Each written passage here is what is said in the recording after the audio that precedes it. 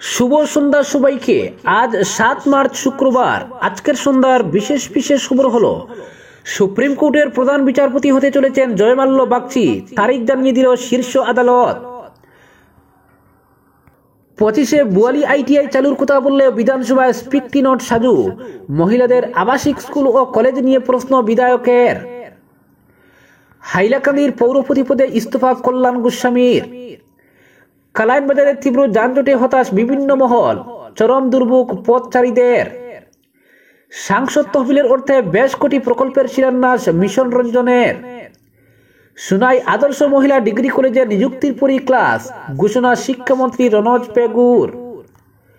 জমির সীমানা নির্ধারণ না করায় মুখ্যমন্ত্রীকে নালিশ মহিলার, অভিযোগকারীর সঙ্গে বৈঠক ডিসির।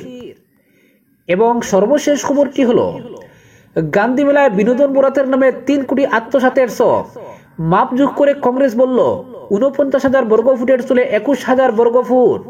এবারে শুনুন বিস্তারিত খবর। কলকাতা হাইকোর্টের বিচারপতি জয়মাল্য বাগচিকে পদোন্নতি দিয়ে সুপ্রিম কোর্টে বিচারপতি করা হবে। তাকে সর্বোচ্চ আদালতে নিয়োগের সুপারিশ করা হয়েছে। সুপ্রিম কোর্ট কলেজিয়াম এই সুপারিশ করে। কলেজিয়ামের প্রস্তাবে বলা হয়েছে, যদি বিচারপতি জয়মাল্য বাগচির নিয়োগ হয় তাহলে তিনি 2 অক্টোবর 2031 পর্যন্ত ভারতের প্রধান বিচারপতি হিসেবে দায়িত্ব পালন করবেন। সুপ্রিম কোর্ট কলেজিয়ামের সভাপতিত্ব করেন প্রধান বিচারপতি সঞ্জীব খান্না। প্রস্তাবে বলা হয়েছে, বিচারপতি বাগচির যোগ্যতা, সততা এবং আইনি দক্ষতা মূল্যায়ন করে এই সুপারিশ করা হয়েছে।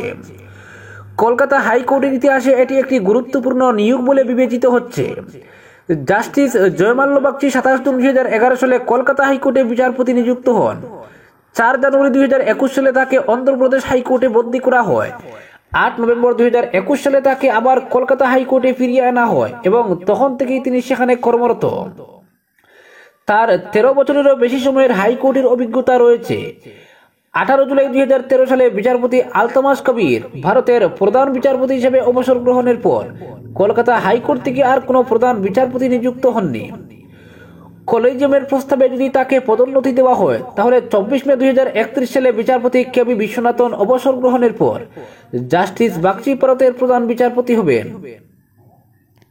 যদিও অক্টোবর 2031 সালে অবসর গ্রহণের কারণে তিনি অল্প সময়ের জন্যই প্রধান বিচারপতির দায়িত্ব পালন করবেন, কলেজিয়াম এই বিষয়টিও বিবেচনা করেছে যে বর্তমান সুপ্রিম কোর্টের বেঞ্চে কলকাতা হাইকোর্টের মাত্র একজন বিচারপতির প্রতিনিধিত্ব রয়েছে। বিচারপতি বাগচি হাইকোর্টের বিচারপতিদের সর্বভারতীয় যৌথ সিনিয়রিটি তালিকায় 11 নম্বরে রয়েছেন। তাই কলেজিয়াম সর্বসম্মতিক্রমে বিচারপতি বাগচিকে ভারতের সুপ্রিম কোর্টের বিচারপতি হিসেবে নিয়োগের সুপারিশ করার সিদ্ধান্ত নিয়েছে। পরবর্তী খবরটি হলো সুনাই কেন্দ্রে আদর্শ মহিলা ডিগ্রি কলেজ এবং আমজুরঘাটের আদর্শ আবাসিক স্কুল নিয়ে বিধানসভায় ভালো খবর শোনালেন শিক্ষামন্ত্রী রনজ পেগু। এআইইউডিএফ এর বিধায়ক করিমউদ্দিন বাবুইয়ার এক প্রশ্নের জবাবে শিক্ষামন্ত্রী জানান, চলতি বছরের 25 ফেব্রুয়ারি আদর্শ মহিলা ডিগ্রি কলেজের নির্মাণ কাজ শেষ হয়েছে। কলেজটিতে বিভিন্ন পদ সৃষ্টি করার পর ক্লাস শুরু করা হবে। এদিকে আমজুরঘাটে আদর্শ আবাসিক স্কুলের নির্মাণ কাজ 95.55% সম্পন্ন হয়েছে। সংখ্যালঘু কল্যাণ এবং উন্নয়ন বিভাগের তথ্য অনুযায়ী স্কুলটির অবশিষ্ট নির্মাণ কাজ শেষ হওয়ার পর ক্লাস শুরু করা হবে। অন্যদিকে এক লিখিত প্রশ্নে বিধায়ক বড়বুইয়া জানতে চান, সুনাইয়ের স্বাধীন হাই স্কুলকে সরকারের তরফে মডেল হাই স্কুল হিসেবে ঘোষণার পর ভবন নির্মাণে কেন অর্থ বরাদ্দ করা হয়নি। জবাবে শিক্ষামন্ত্রী জানান, মাধ্যমিক বিদ্যালয়গুলোর পরিকাঠামো উন্নয়নের জন্য পর্যায়ক্রমে ব্যবস্থা গ্রহণ করা হচ্ছে। ইতিমধ্যে 126টি কেন্দ্রে একটি করে মডেল হাই স্কুল নির্মাণের সিদ্ধান্ত নেওয়া হয়েছে। বর্তমানে আরআইডিএফ প্রকল্পে 49টি মডেল হাই স্কুলের নির্মাণ কাজ চলছে। সরকারের অনুমোদন পাওয়ার পর সুনাইয়ের মডেল হাই স্কুলকেও আইআরডিএফ প্রকল্পে অন্তর্ভুক্ত করা হবে। পরবর্তী খবরটি হলো জমির সীমানা নির্ধারণ না করায় মুখ্যমন্ত্রীকে নালিশ মহিলার, অভিযোগকারীর সঙ্গে বৈঠক ডিসির। জমির চতুর্সীমা নির্ধারণ করা হয়নি দীর্ঘদিন থেকে।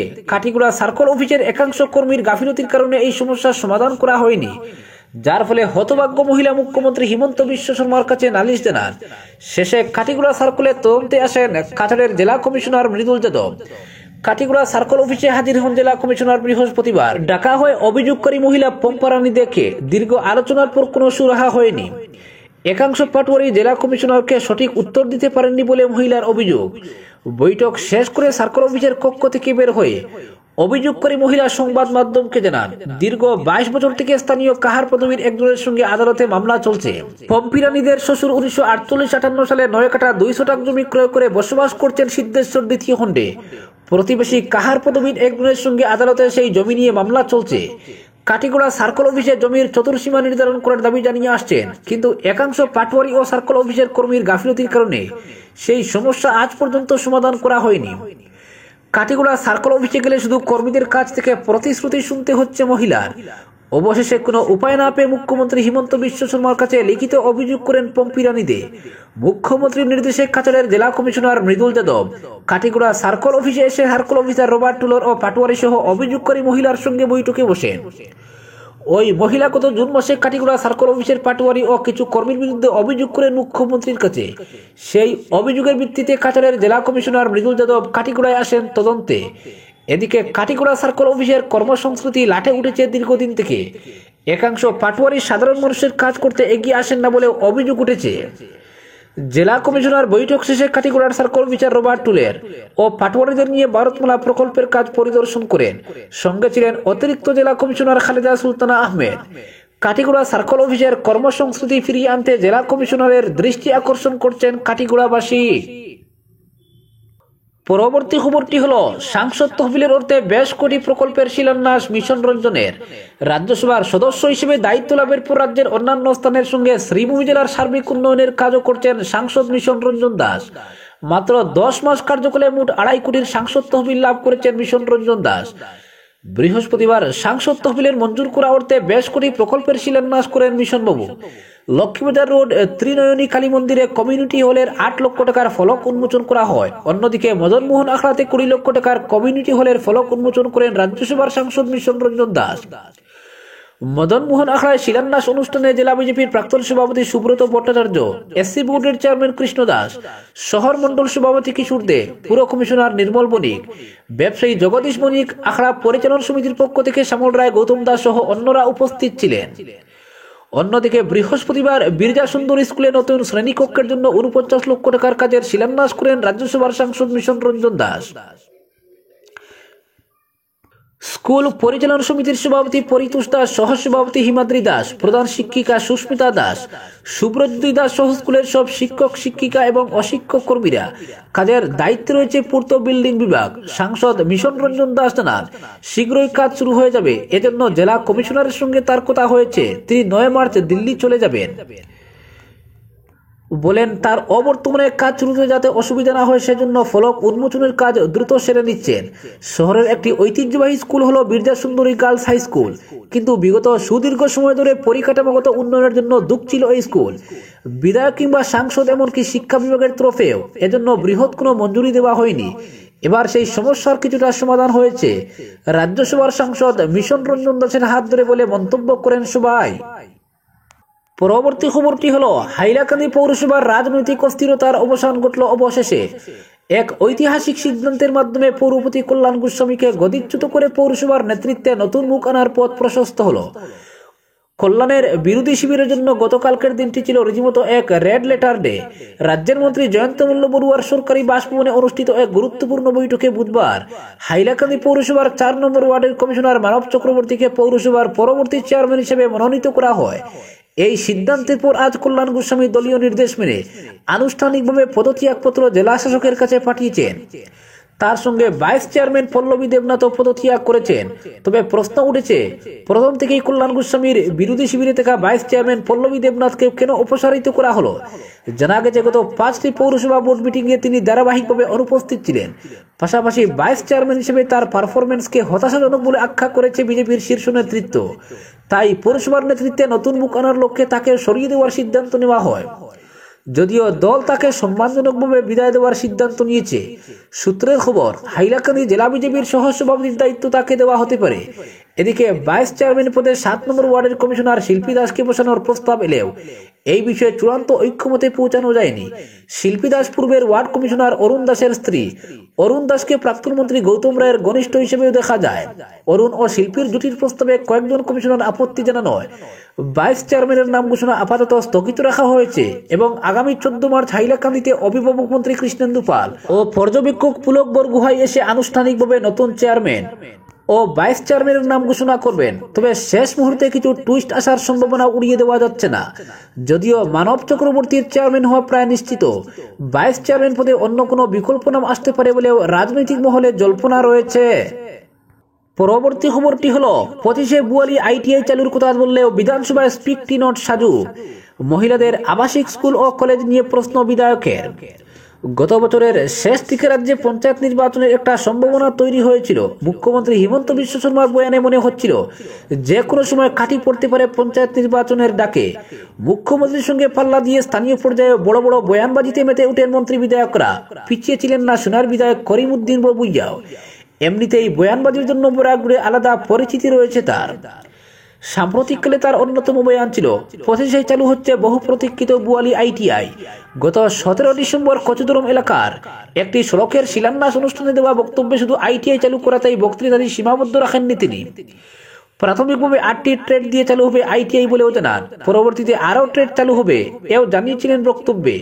যদিও 25-এর 2 মাস পার হয়ে যাওয়ার পর আইটিআই চালু করার কোনো তোড়জোড় পরিলক্ষিত হচ্ছে না। এর মধ্যে সাজু সোনাবাড়িঘাটে আরেকটি অনুষ্ঠানে একইভাবে জানান এবছরই চালু হবে বুয়ালি আইটিআই। সাজুর বয়ানবাজি কতটা বাস্তব নির্ভর তা খতিয়ে দেখতে সংবাদ মাধ্যমের তরফে বৃহস্পতিবার বুয়ালিতে নির্মীয়মান আইটিআইতে গেলে দেখতে পাওয়া যায় বুথ বাংলোর রূপ নিয়ে দাঁড়িয়ে রয়েছে একটি বড় ভবন। ভবনটির চতুর্পাশের দেওয়াল ঘিরে ফেলেছে আগাছার জঙ্গল। চতুর্দিকে ছড়িয়ে ছিটিয়ে রয়েছে মদ আর কফ সিরাপের বোতল। নেশাখোরদের নিরাপদ আস্তানায় পরিণত হয়েছে বাংলোটি। গেট তালাবদ্ধ থাকায় ভেতরের হাল দেখা যায়নি, তবে বাইরে থেকে জানালার কাচের ফাঁক দিয়ে যা দেখা গেছে তাতে বোঝা গেছে অনেক জায়গায় ভবনটির ফ্লোর ধসে গেছে। সাদো ভাঙ্গা বহু জায়গায় পলেস্তারাও খসে পড়েছে অনেক। জানালার কাঁচ ভেঙে গ্রিল ভেঙে ফেলার প্রয়াসও নজরে পড়েছে এই প্রতিবেদকের। ভবনটি সম্ভবত প্রশাসনিক ভবন, কারণ আইটিআইতে প্রশিক্ষণ শুরু করার জন্য অত্যন্ত প্রয়োজনীয় ওয়ার্কশপ নজরে পড়েনি আমাদের।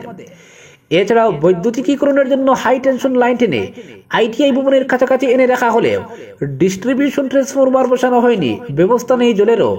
আইটিআই ভবনের পাশে একটি নলকূপ দেখতে পাওয়া গেছে, তবে এই নলকূপের পাম্প কেউ খুলে নিয়ে গেছে। পাম্পের ভগ্নাবশেষ ও ভাঙ্গা পাইপ তারই সাক্ষী দিচ্ছে। ওয়ার্কশপ, জল ও বিদ্যুতের ব্যবস্থা ছাড়া একটি আইটিআই কিভাবে চালু করা যায় তা বিধায়ক সাজুই বলতে পারবেন। আইটিআই ভবনের বাইরে আগাছার জঙ্গল পরিষ্কার করে শিলান্যাসের তথ্যফলক আবিষ্কার করা গেলে তাতে দেখা যায় 2014 সালের 4 ফেব্রুয়ারি এটির শিলান্যাস করেন রাজ্যের সংখ্যালঘু উন্নয়ন বিভাগের তৎকালীন মন্ত্রী ডক্টর নজরুল ইসলাম। শিলান্যাস অনুষ্ঠানে উপস্থিত ছিলেন তৎকালীন যুব, ক্রীড়া ও আবগারি প্রতিমন্ত্রী অজিত সিং, সুনাইর তৎকালীন বিধায়ক এনামুল হক, সাংসদ সুস্মিতা দেব ও বড়খলার বিধায়ক উর্মিনাথ।